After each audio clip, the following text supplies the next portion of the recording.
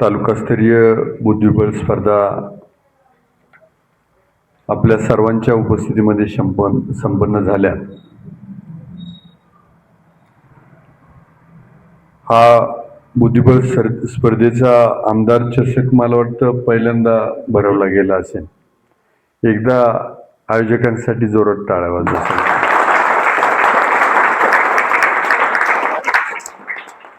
या निमित्तानं founder member गिरी sir, त्याचबरोबर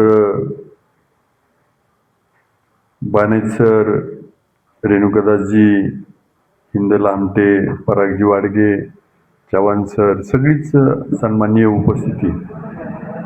उपस्थित असणारे सर्व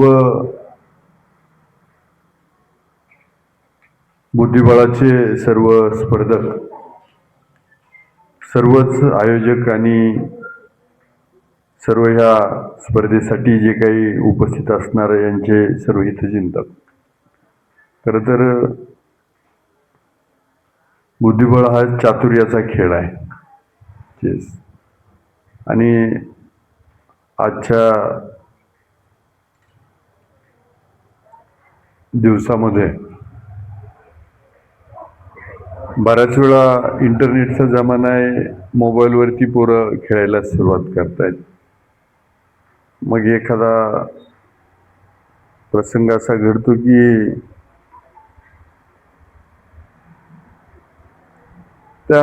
म्हणजे त्याच्याशी तुम्ही नोंद नसता, परंतु एक जिज्ञासा म्हणून तिथं कुठं त्या पत्त्यांचा खेळ किंवा असे काही खेळ आहेत, किंवा पबजी फिबजी असलं काहीतरी आहे। पबजी माहिती आहे का पोरांनो तुम्हाला?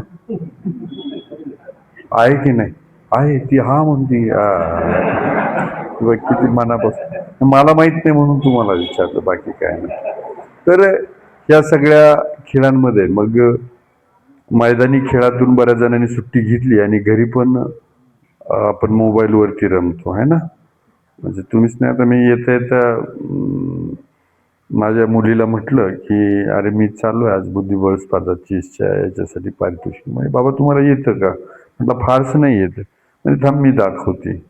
मला वाटलं आता चेसचा सीट बीट काढून काय, तर तिनं मोबाईल उघडला आणि सुरू झालं। म्हणजे असं सगळं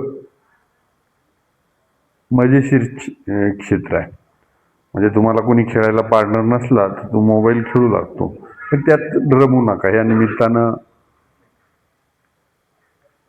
आपण एकमेकात खेळलं पाहिजे, आहे की नाही। आणि बुद्धिबळ खूप चांगलं आहे, घरी परिवारातली बसले तर आपण एकत्र बसून पण खेळू शकू घरात, आहे ना। आणि मजा येते, म्हणजे असं घरच्यांना पण आनंद वाटतो की माझा पोरगा मस्त बुद्धिबळ खेळतंय, कशा पद्धतीने चाल करतंय वगैरे वगैरे। आणि मग बाहेरच्या स्पर्धा आहे, मित्रांमध्ये पण खेळण्यासारखा हे आहे। म्हणजे पत्ते हातात घेतलेलं पोरग मला कधीच आवडणार नाही, कधीच नाही। मग तो चांगला आहे की वाईट आहे खेळ मला माहीतच नाही। मला कधीतरी लहानपणी जोडपत्ती खेळलेलं मला आठवते, नाही तर दुसरं आतापर्यंत मी नंतर पत्ते कधी हातात घेतले नाही। लोक असे तासन तास त्याच्यात रमतात, कसं काही, म्हणजे हा थोडा आहे की नाही। तर त्यामुळं तुम्ही सगळ्यांनी या स्पर्धेमध्ये भाग घेतला। काहींना पारितोषिक भेटले असतील, काहींनी सहभाग नोंदवला, पण आजचा दिवस हा अकोले तालुक्याच्या इतिहासात एक सुवर्णाक्षराने लिहिला जाणार आहे। मी अपेक्षा करतो की तुम्ही तालुका पातळी, जिल्हा पातळी, अजून महाराष्ट्र राज्य लेवलला, आणि एक दिवस तुमच्यातून एखादा जर मला चेसपटू जर आपल्या राज्याचं, देशाचं नेतृत्व करताना पाहिलं तर मला खूप आनंद वाटेल, आहे की नाही। त्याची मुहूर्तमेढ आज आपण रोवतोय, अधिकचा वेळ घेणार नाही। पण मला 5:30 वाजता बोलवलं होतं, मला ऐकून आनंद वाटला की म्हणे 2 जणांचे सामने असे रंगले की ते बराच वेळ चालले। म्हणजे मध्ये काहीतरी पवार साहेब चेस एका मुलीबरोबर खेळत होते आणि त्यांनी काहीतरी तिला 2 मिनिटामध्ये चेकमेट केला। आता मी मग त्याच्यानंतर त्यांच्या वय किती, जो 85-86चं वय आहे। आणि मग मी विचार असा केला की त्यांची बुद्धी आज तल्लख कशी काय आहे, तर ते वाचन ठेवतात. पहिली गोष्ट वाचन करतात आणि दुसरी गोष्ट बुद्धिबळ खेळतात. त्यामुळे त्या बुद्धीला कायम चालना भेटते आहे ना. म्हणजे पवारसाहेब स्वतःला वृद्ध कधीच मानत नाही. ते म्हणतात मी आजही तरुण आहे, चिर तरुण आहे. पण मला सहज त्यावेळेला पडलेला प्रश्न का या माणसाला एवढं प्रत्येक महाराष्ट्रातलं गाव माहीत आहे, आलेल्या कार्यकर्त्याचं नाव, तर त्याच्या मागं जसं पुस्तक वाचणं आहे तसं बुद्धिबळ हे पण कारण आहे. तर त्यामुळं तुम्ही खूप चांगल्या क्षेत्रामध्ये पदार्पण केलं आहे. तर परत एकदा सर्व स्पर्धकांना, आयोजकांना मनापासून शुभेच्छा देतो.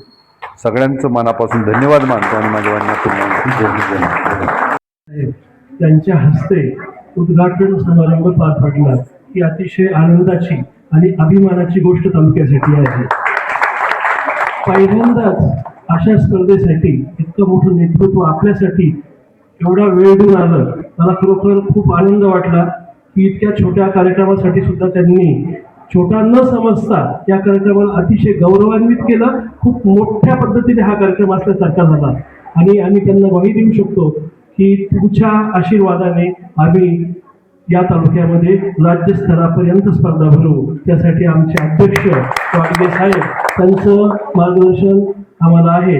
Wadke sir, Deshmukh sir, Chavan sir, Narendra Navale हे सर्व कार्यकारी लोक आहेत, ते आमच्या पाठीशी आहेत आणि तुमचा आशीर्वाद आणि तुमचा हात आमच्या डोक्यावर असावा. यापूर्वी ज्या स्पर्धा भरल्या होत्या त्या आपण ITI कॉलेजमध्ये पहिल्यांदा घेतल्या होत्या आणि त्या स्पर्धेला सुद्धा अतिशय छान रिस्पॉन्स मिळाला होता आणि मग तीच नीव ठेवून आम्ही त्यावेळेस एक ग्रुप तयार केला, व्हॉट्सअप ग्रुप, आणि त्या ग्रुपवरती छोटे छोटे मुलं असे जमत गेले आणि आज त्याचं रूपांतर 54 विद्यार्थ्यांमध्ये झालं आणि पुढे 100% 54चा आकडा हा 100, 150, 200, 300 पर्यंत कसं नेता येईल यासाठी आम्ही सर्वजण 100% परिश्रम घेऊ, कष्ट घेऊ.